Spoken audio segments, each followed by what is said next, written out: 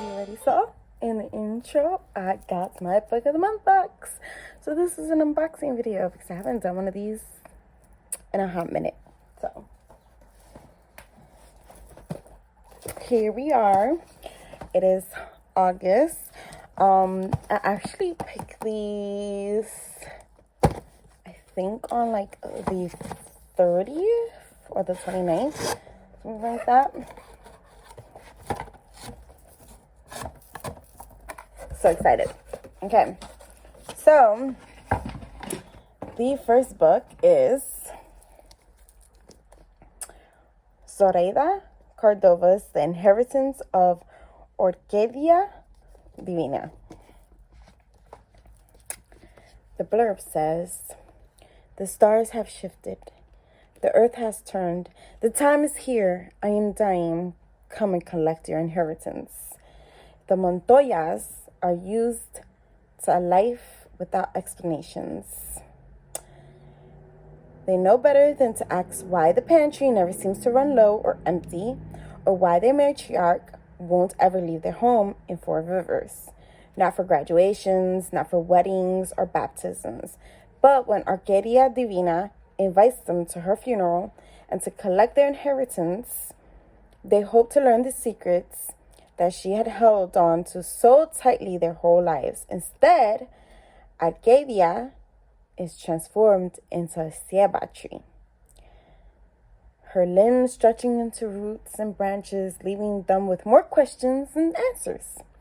7 years later, her gifts have manifested in different ways for Miramar, Rey, and Rhiannon, granting them unexpected blessings and powers. But soon, a hidden figure begins to tear through their family tree, picking them off one by one as it seeks to destroy the Orquídea's line. Determined to save what's left of their family and uncover the truth behind their inheritance, her descendants travel to Ecuador, to the place where Orquídea buried her secrets and broken promises and never looked back. Like, the roses, it is so beautiful. So beautiful. And then they made the book like 2 different shades of red.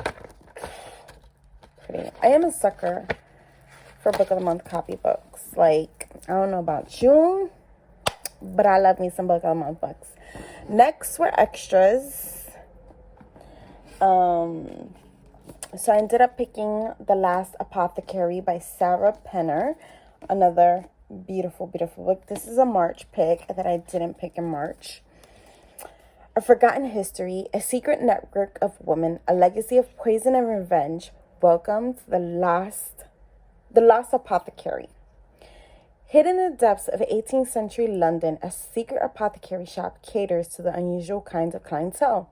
Women across the city whisper a mysterious figure named Nella, who sells well-disguised poison to use against oppressive men in their lives. Yes, queen. Nella's dark world is no place for her newest patron, a precocious 12-year-old girl named Liza Fanning. But their unexpected bond sparks a string of consequences that echoes through the centuries. 200 years later, aspiring historian Caroline Parswell discovers the aged apothecary vial in the River Thames.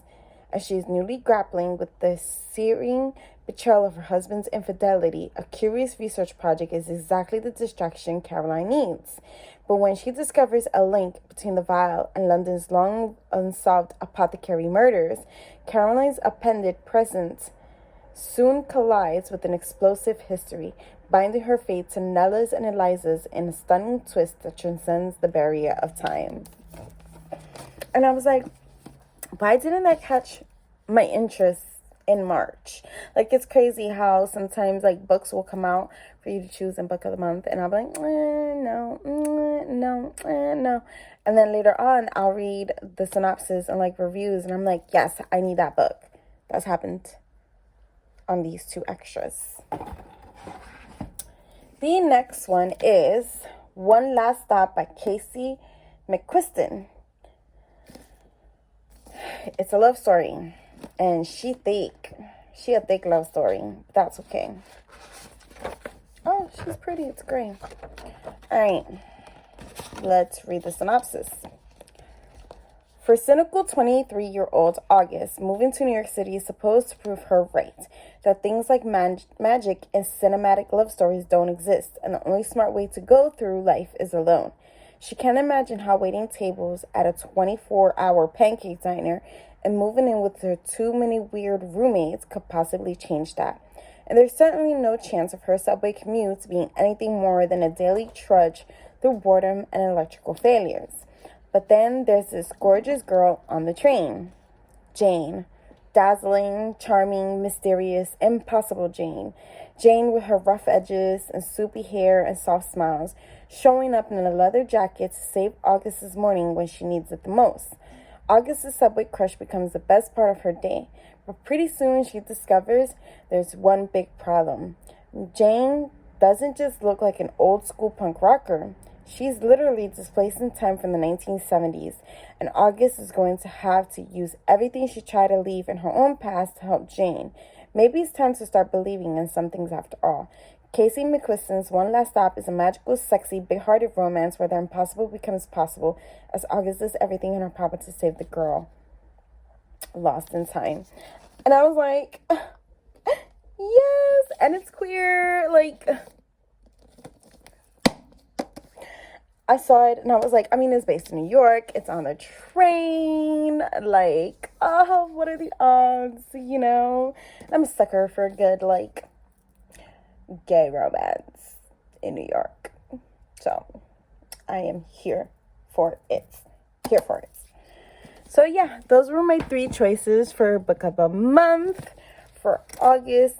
Let me know in the comments down below what you chose for Book of the Month. If not, use that link in the the description to sign up.